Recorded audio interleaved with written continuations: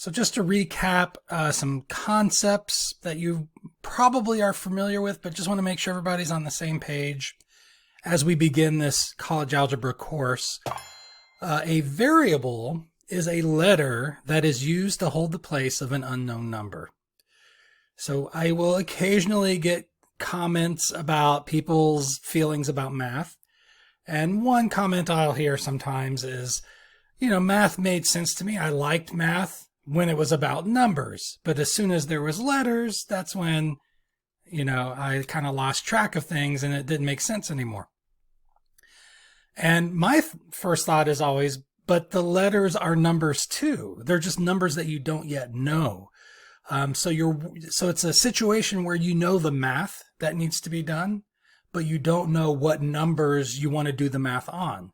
So instead of letting that hold you back, where it's like, I don't know what numbers I want to use, but I know the math I want to do, you can still go ahead and do the math.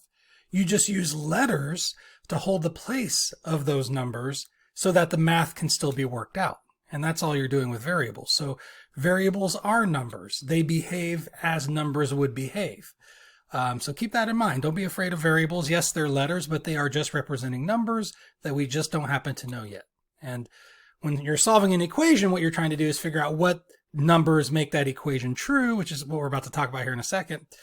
And so it's a placeholder for a number that would make the statement true. And it's our job to figure out what that number should be. So when the equation was set up, it wasn't yet known what that number would be yet. But after you solve the equation, you figure out what that number is. So again, variables are just numbers. An equation is a statement that expresses the equality of two algebraic expressions. So whenever I really struggle with these definitions, especially that one, and when you look at textbooks, that's often the kind of definition you get.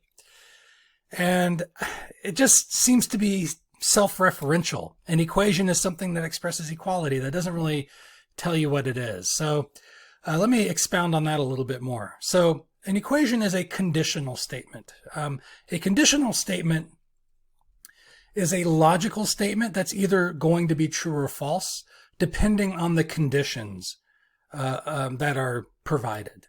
The condition being, what value are you going to use for the variables in that equation?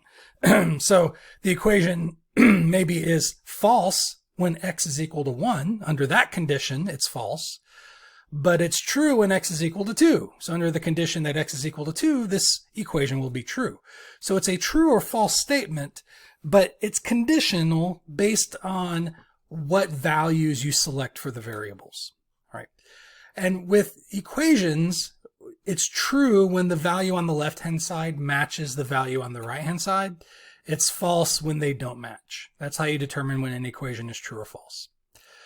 A solution is any value that, when substituted into an equation for the variable, results in a true statement. So this is the condition. So a solution is essentially the condition under which an equation is true. So give me a value. If it makes the equation true, that value is called a solution. If it makes the equation false, that value is not a solution. All right, so those terms will get used throughout the course, and it really is helpful to understand what they are. All right, so I'm glad we took a moment to talk about those. In this section, we are going to look at 3 different types of equations of one variable. You'll find I don't know how other college algebra courses are structured, but in our structuring of college algebra, chapter 1 is essentially a review chapter. There are a couple of topics that might be new for many students even, but most of the topics are topics that you should have seen in a previous math class. And they're kind of treated as such. So you're going to actually find that to be the case here in section 1.1. We're going to cover 3 fairly broad, different types of equations in this one section. And we're kind of doing so quickly, right? This is one lesson, and we're going to cover a lot of ground in this one lesson. And all of chapter 1 is like that. Every section covers a ton of ground because it's assuming you've seen the content before, and we're just kind of reviewing it. The first type is probably the most basic type of equation, what you would normally think of when you think of equations, linear equations of one variable. And to solve these, all you have to do is isolate the variable on one side of the equation.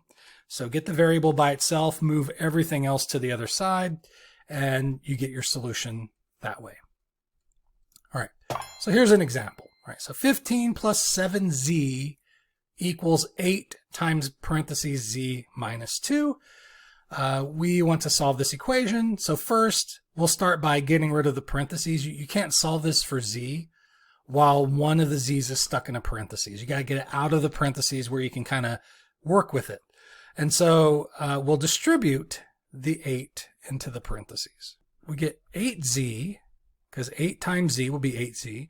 And then 8 times negative 2 is going to be negative 16. All right, so now that we have z out in the open, we can work on getting z to one side, everything else to the other side. Subtract the 7z to eliminate it from the left-hand side.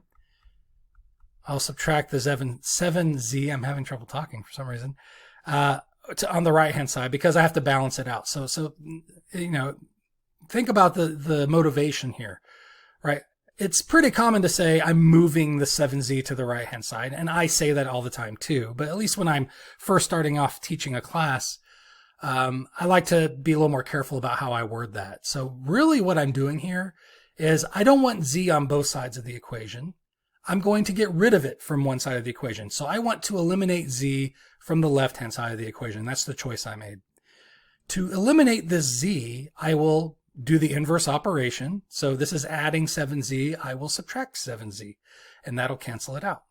So it'll be gone from the left-hand side.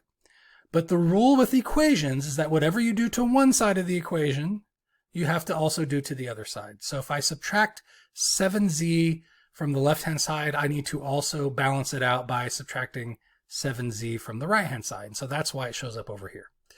All right. So on the left-hand side, all that remains is the 15. So I'll just copy down the 15. Here, I'll just combine like terms. So another thing I like to kind of be clear on is I'm subtracting 7z from the entire right-hand side, but it only will impact this one term because I'm going to combine like terms. So I just put it underneath the term that it affects. But I am really applying this operation to the entire right-hand side. 8z minus 7z, those combine together to give me z, right? 1z if you want to put a 1 in front of it, but minus 16, that'll get copied down. All right, I can cancel it out by adding 16 to it, right? So that zeroes it out. But if I add 16 to the right-hand side, I have to also add 16 to the left-hand side. And so when those combine together, I get 31 equals the z gets copied down. And so that's solving the equation. It's the same if you want to flip it around the other way. If you prefer to have z on the left-hand side, these are the same thing. And so when you type your answer into Math Excel, when it's set up like this, you don't want to type in the z equals part. You just type in the 31, and that will be the correct answer.